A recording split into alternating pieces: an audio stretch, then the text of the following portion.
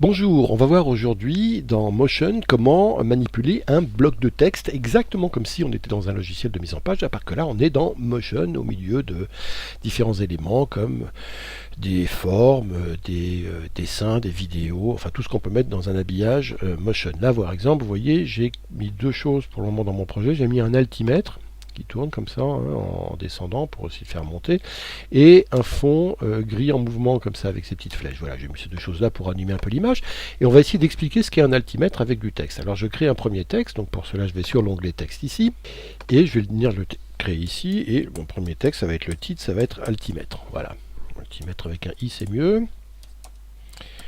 Bon, pour le moment, je me contente de ça. C'est un impact, je vois, voilà. Donc, je repasse sur l'outil flèche pour venir le placer, mon bout de texte, ici, par là. Maintenant, je voudrais créer un bloc de texte dans lequel j'explique ce qu'est un altimètre, hein, sous le titre. Mais auparavant, je voudrais vous montrer quelque chose. Oui, ce titre, ici, je l'ai à l'horizontale.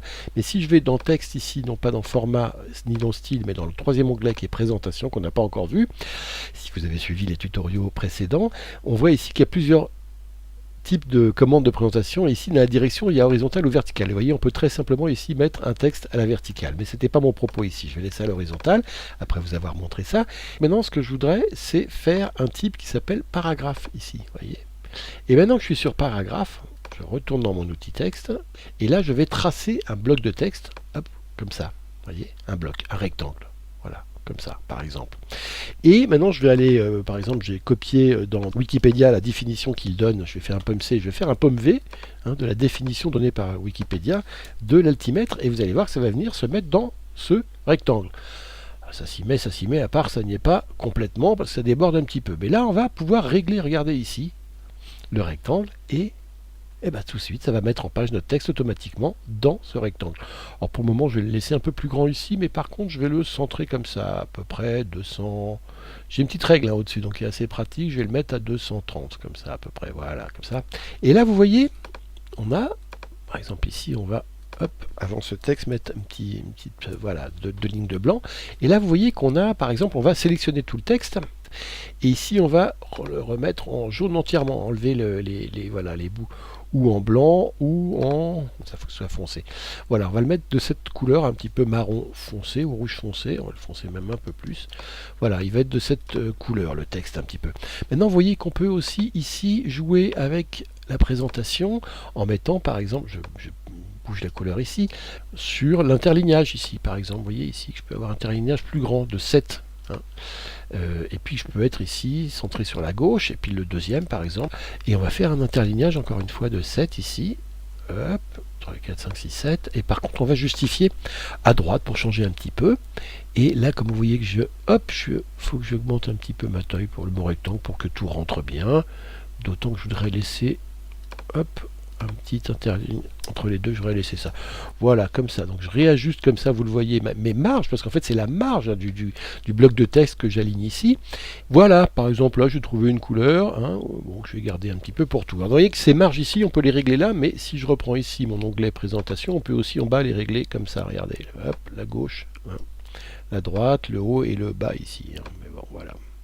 Et vous voyez que je suis limite ici de marge. Maintenant, on va utiliser aussi les tabulations. Les tabulations, ça se marche exactement comme dans un éditeur de style Word, par exemple, hein, et on les crée dans la règle ici. Alors, par exemple, je vais mettre une tabulation ici. Je clique une fois dans la règle, qui va être une tabulation gauche, hein, par défaut. Hop, et mon texte ici, si j'appuie ici, si je suis ici, vous voyez qu'il vient se caler sur la gauche ici. Maintenant, ici, je vais isoler un mot, par exemple, pour vous montrer les tabulations. Donc ici, celui-là, il va tout en haut. Voilà, comme ça. Ici, je suis là. Je suis en début de cette phrase. Ici, je crée une tabulation ici à gauche. Je clique sur la touche Tab. Regardez, ça se met à gauche. Cette fois-ci, cette tabulation, je la transforme en tabulation droite en faisant clic dessus. Tabulation droite. Et regardez, cette fois-ci, c'est la fin du mot qui vient se coller là. Ma tabulation, si je la bouge là, le mot, il va bouger là. Si je la bouge là, va bouger là. Et si je la transforme en tabulation centrale, centrer la tabulation, hop, c'est le milieu du mot exactement qui va venir se mettre là. Voilà à quoi servent les différentes touches de tabulation. Pour les créer, il suffit de cliquer ici, j'en crée une, et je la transforme en faisant clic droit dessus. Ou alors, hein, là vous voyez clic droit dessus, je peux la supprimer par exemple, ou alors je peux aussi cliquer droit dans la règle pour avoir accès à une forme de tabulation. Alors la tabulation décimale, c'est quoi? Si je mets une tabulation décimale, ça veut dire que si je mets par exemple 100,25, regardez, c'est la virgule qui va être sous la décimale. Hein. Voilà ce que ça veut dire une tabulation décimale. Pour bien comprendre, voilà, je l'ai là, je l'enlève, la tabulation, supprimée. Et maintenant, je crée ici une tabulation décimale. Et je vais aller mettre mon texte dessus. Hop, vous voyez, c'est la virgule du texte qui se met dessus. Si je le bouge ici, le texte devrait bouger. Voilà. Si je me mets là, voilà. Hop, et si je superpose les deux, hop, vous allez voir, comme ça, hein, c'est la virgule qui correspond à la tabulation décimale.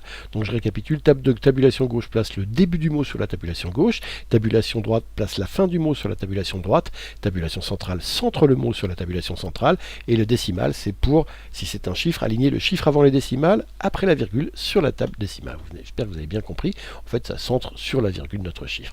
Voilà, donc voilà aussi comment on peut manipuler les tabulations, et vous voyez qu'on les retrouve ici les tabulations, c'est-à-dire qu'elles sont ici, le type de tabulation, on peut les changer là, hein, aussi dans l'inspecteur, ainsi qu'ici, leur place, regardez, on peut les faire bouger un petit peu, de la même manière ici, et vous voyez qu'on a Ultimate, du coup, va bouger avec la tabulation, comme ça, ici. Hein. Alors il y a une dernière chose avant qu'on se quitte sur les blocs de texte, c'est ce qu'on appelle l'auto-réduction.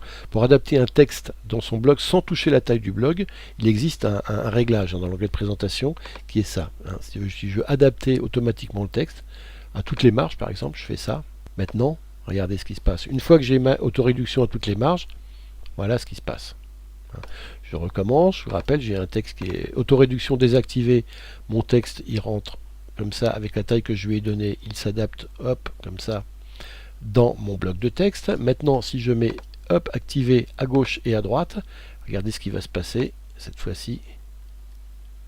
Il faudrait que, voilà, à gauche et à droite, il faudrait que je l'augmente terriblement pour que ça marche, parce que le texte est trop grand, mais en haut et en bas, vous comprendrez peut-être mieux.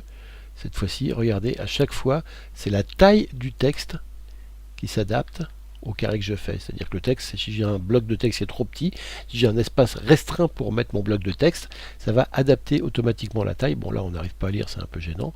Si je rapetisse un petit peu comme ça mon bloc de texte, eh bien automatiquement le logiciel va adapter les caractères, la taille des caractères, pour que ça rentre dans le bloc de texte dont j'ai besoin. Donc ça c'est la fonction auto-réduction qui porte bien son nom.